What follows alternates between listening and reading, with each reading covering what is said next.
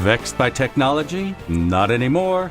I'm David Yakir, and this is Yak About Tech.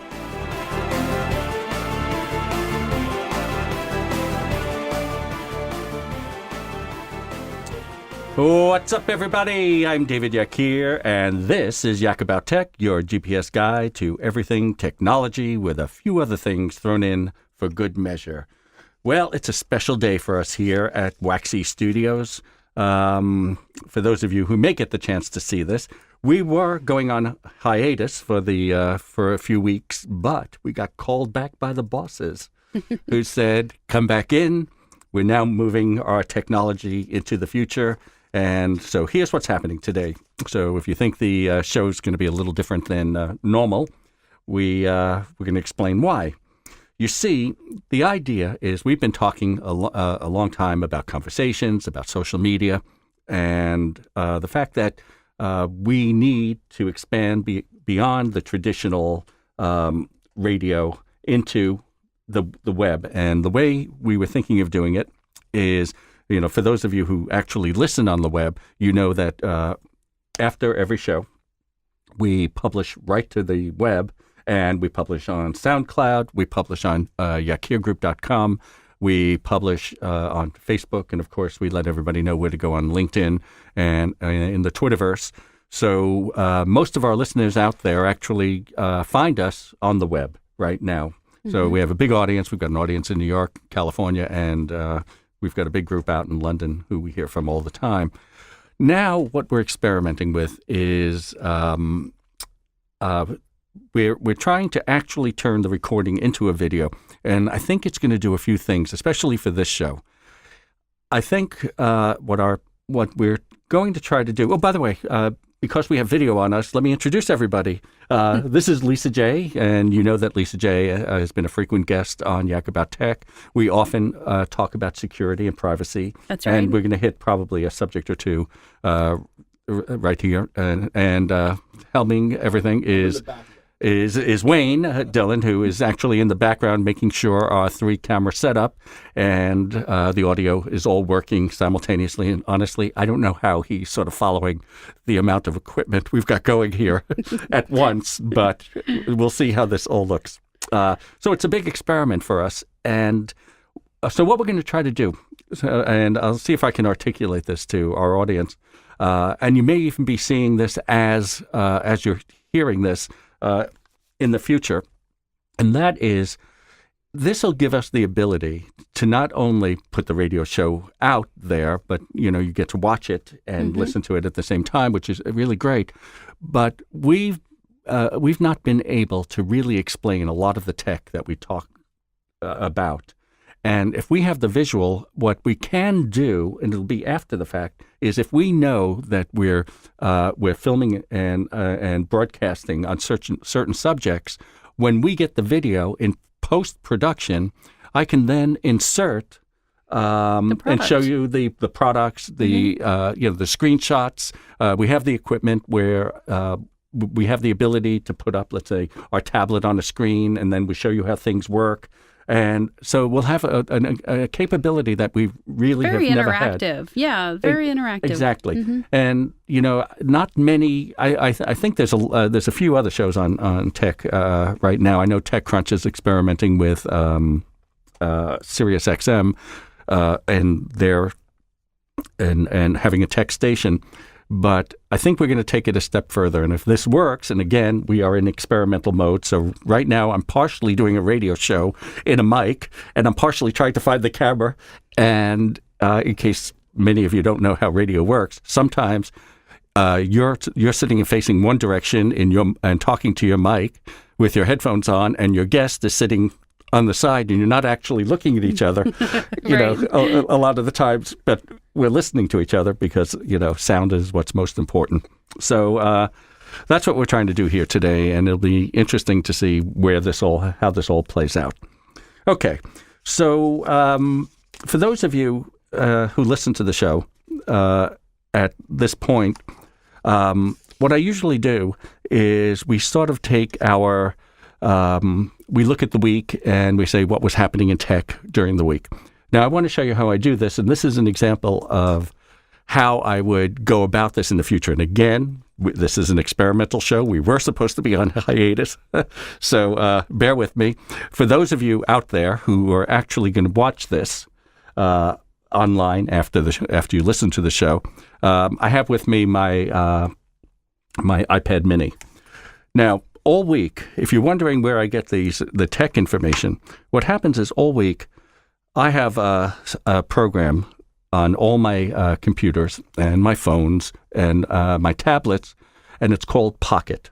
And what Pocket is, it allows me, when I'm reading an article or I find some news that's really interesting, I can just hit the Pocket button, and then it'll just go to Pocket. And in the morning, before we come to the studio, I open up Pocket and I look through all the stories I've collected during the week, and I pick the ones I think are interesting to talk about. Drag and drop for later. So this is what Pocket actually looks like on the iPad Mini, and excuse me, I have a bit of congestion going on here today.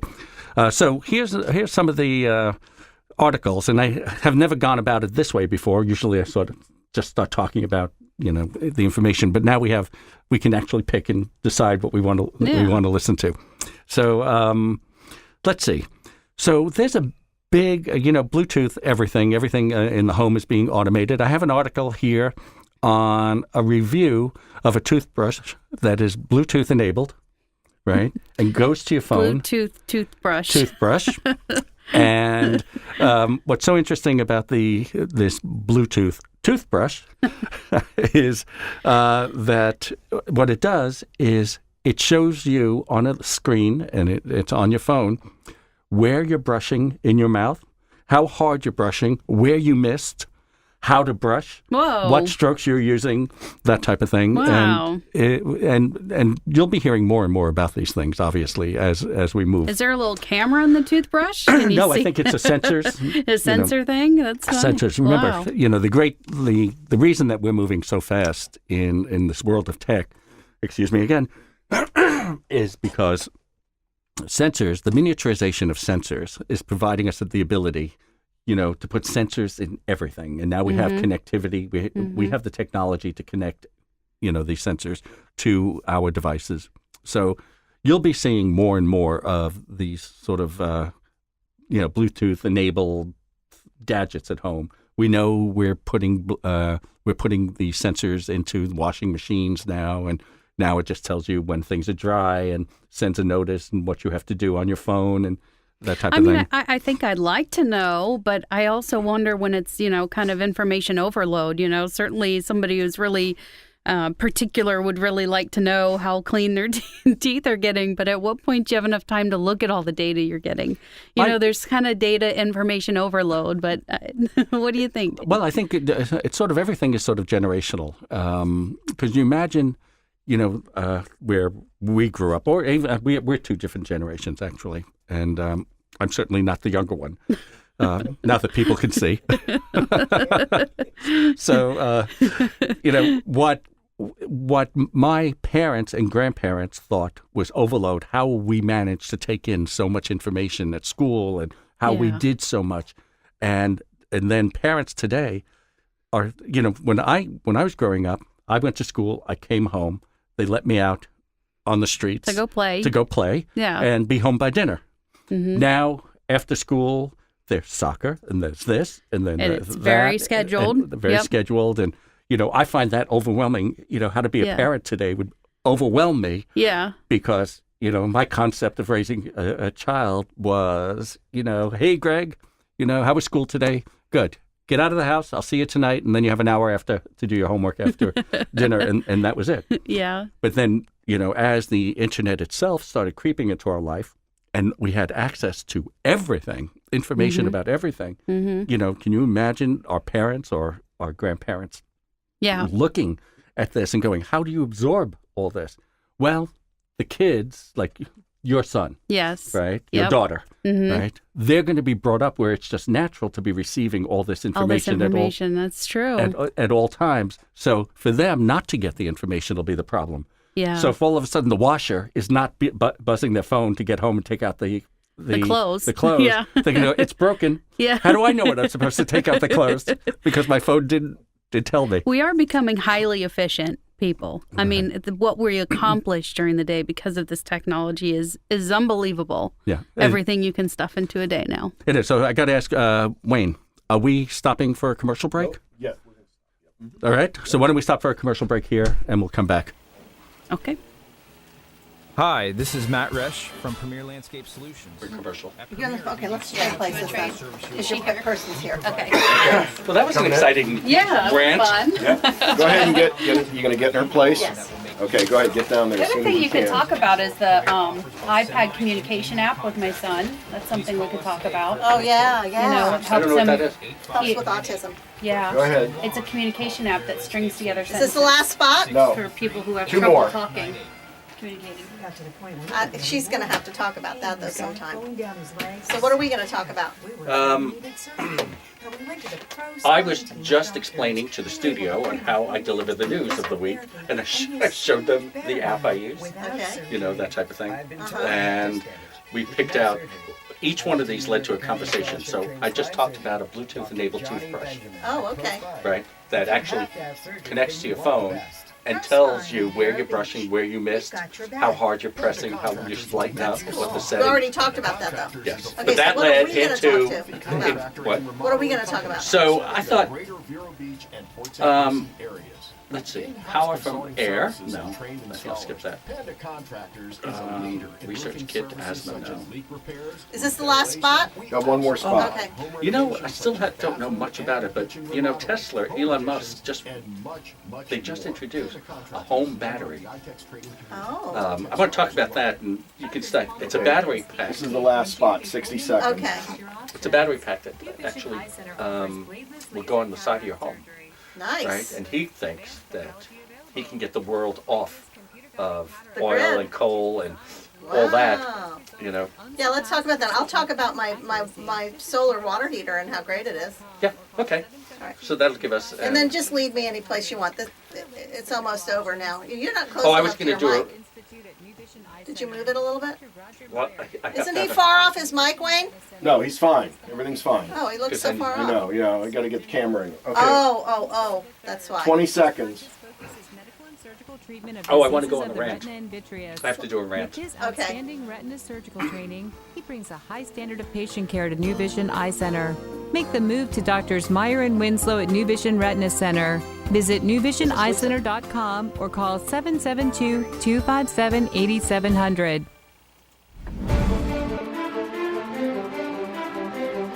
And we're back, and we've had a little change of guests. So let me explain to everybody, now that people can actually see us. So usually, Sally Dillon is sitting to my left at the controls. Wayne, who is at the controls right now and trying to make sure that the multiple video cameras are working, capturing this, is sitting there. And now we lost Lisa J for a moment. And hopefully we'll get her back. If not, we'll continue with her next time. So we were talking about... But you got me. Yes, yes. And that always makes me feel more comfortable. Aw. You know that. Anyway, one of the things that I wanted to talk about, I wanted to do a rant. I don't often do rants, although I had planned to do like a weekly rant, either positive or negative. And I once touched on this, but it absolutely drove me crazy, and I'm really debating whether really to call out the products or the sponsors. But I won't. But I'm going to tell you, like many, many people, we now binge on media. Yes. So somebody recommends a show you hadn't seen, and you'll set aside a few nights a week, and you'll take in 2, 3, 4 episodes or whatever, however You've amount heard, of know time. about Grey's Anatomy. I've been binge watching that, but it's taking me a month because it's been on for 10 That's years. right. It's been on for 10 years. Actually, it's interesting. That's a show that I actually watch at the end of each season. I binge watch it every, at the They end do of each a lot season. of episodes, They do. too. They I do mean, about like 20. They do 21 episodes. Yeah. So I decided I was going to binge watch this season's Nashville. It's just one of my favorite shows. I'm a very big Connie Britton fan. Love this woman. I think she's so spectacular. And it's a really entertaining. It's a great singing soap opera. I would call it a country soap opera, with a lot of singing on it. So if you like, country music, they do a lot of that. Never seen it, but I'll check it out. I just love this. And so I'm binge watching this, and let's say I'm doing 3 episodes a night, and I've been at it this week, all week, and I'm watching. So I watch it on Hulu, and it breaks for 5 commercials on Hulu, 5 breaks, or 4 or 5 breaks.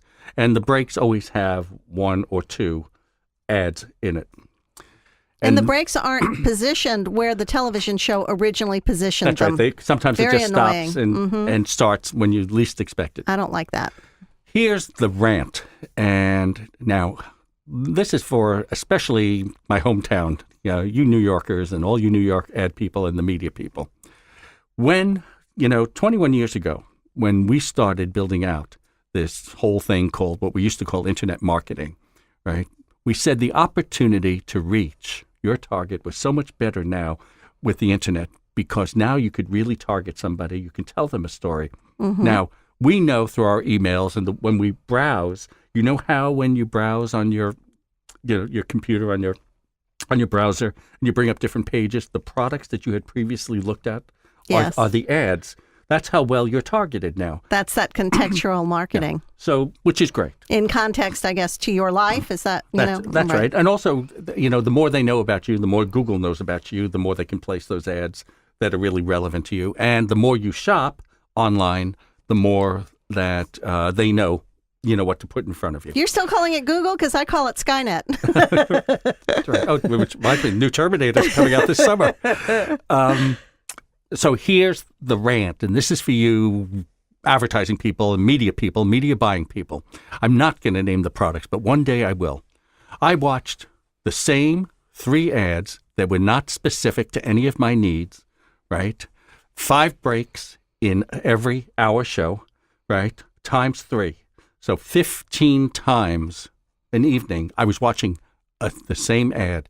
You have the ability, right, not only to target me with my particular interest, but now that we binge watch, doesn't anybody realize that you now can script? You can write. If I'm going to watch a whole series, now you said you were watching Grey's Anatomy, right, from the very beginning. Yes. They've got you for 10 years worth of shows. So let me tell you, as a former advertising executive, right, what I could do with you. I could write a story over those whole 10 years and just keep every time you see it, I'll take you the next step of the story, the next step for a client, for a product, right? So, yes, I see what you're saying. So not only are you watching Grey's Anatomy, but I'm going to tell you, I'm engaging you with something that's relevant to you because I know you inside out because we have all the information of who's watching this. Yeah. Right? And that story, this would be a dream agency who can actually write a story for their clients and the clients' products over the course for somebody of 10 years. Well, here's what I know, having been in the agency business, to address what you're saying. This is not a fault of the advertiser. The advertiser's taking a leap of faith on Hulu. This is the responsibility of Hulu. They don't have enough advertisers to mix them up effectively, and they're trying to push out all of those spots to get their delivery to that client, and they're not really thinking about the client's best interest. It would behoove you to complain to Hulu about that. They're the ones that are falling short. Yeah, and they need to work with the advertising and the content provider. Yeah, no, but I'm sure that advertiser didn't say, "Hey, I want to alienate everybody that watches Hulu by shoving my spot in their face 15 times in 1 hour." That's right. And because instead of, honestly, again, without naming the advertisers, I will tell you one car I'm not buying. Right? One drugstore I'm not going to anymore. That type of thing. So, yeah, you know who you are out there, and you know what I've just watched. So the media outlet is the one responsible for trafficking. They call it traffic in the radio and television world, where they're scheduling the spots. Right. And so Hulu is responsible for their own traffic, and they should do a better job of mixing up the spots. Yeah, absolutely. So let's let's move on. And now that I've done my one little rant, I have a tip of the week, and this came from a silly question. Oh, wait, before you move on, Okay. I just want to say I'm not watching Hulu anymore because I found that so aggravating and annoying. I'm watching Grey's Anatomy on Netflix, where I don't get any spots. Right. A much better place. Of course, they're always a year behind. Uh-huh. So you'll probably first get last year's Grey's Anatomy soon, because usually they're almost 2 seasons. Yeah, but behind. I think that on demand I could get it through That's right. Comcast. That's right. You But can. then I probably will be force fed the spots. You will, and you can't fast forward Right. on demand, which is That was going to be part 2 of your rant. Would be my rant. Get spoiled. That's right. That's right. Okay. I did want to do this. I promised somebody I would. It's a silly thing, when you walk around the neighborhood. And people sort of run out of their doors. They're always asking me questions. One of my neighbors came out and said, my computer's really slow and it's buggy and it's got viruses. And They watch for you to walk by and They they do. run out. Hey, there's the tech guy. Come on. it's funny. And, you know me fairly well. My instinct is to try to help. Help, of course. And then sometimes when you help and you realize 8 hours just went by trying to help somebody out, you sort of avoid it, or you claim you don't have the knowledge, type of thing. This morning, the gentleman comes out, one of my neighbors, a neighbor I really like. Our dogs really love each other, and says to me, my computer's really running slow. I'm getting a lot of screens, pop-ups, and things like that. And I'm explaining to him, what it could be. It's definitely could be a virus, and he says he has a virus thing, going on, and on the computer. Well, is it updated for all the new definitions of the viruses? And we go through this whole discussion, and he goes, but, I don't mind all that, but it's really slow. And I go, okay, what model is it? And he goes, well, I forget. I got it in 1996. No, 1997 or something like that. Oh, my gosh. And I said, oh, I know what it was. He said, could I recommend a place to bring it? Well, in my mind, if you drop it off at one of the computer shops, just to put it in order and rebuild it and all that, probably costs $150, $200. So I said to him, I think Get a new one. Get a new computer, because you can get something 100 times more powerful, probably for $299. Yeah. Why spend $199? He goes, well, David, I'm really careful with my money. I'm in my retirement here. And I said, it'll be really well worth it. This is the one thing you want, is a good computer in your retirement, type of thing. But the woman down the block comes up. Her name is Sue. And she came up to me and she said, I have a question. I left a voicemail for my friend and I never know what to say. And then I hang up and I left a bad voicemail. And, how do you undo your voicemail? Right? So I said, I bet you a lot of people ask that question. People often, they start leaving a message and it's not what they want to say, Right. type of thing. So there is something, and this is one of the things that all the top companies did, and they did brilliantly, and that is, right, they all have the same thing. If you press the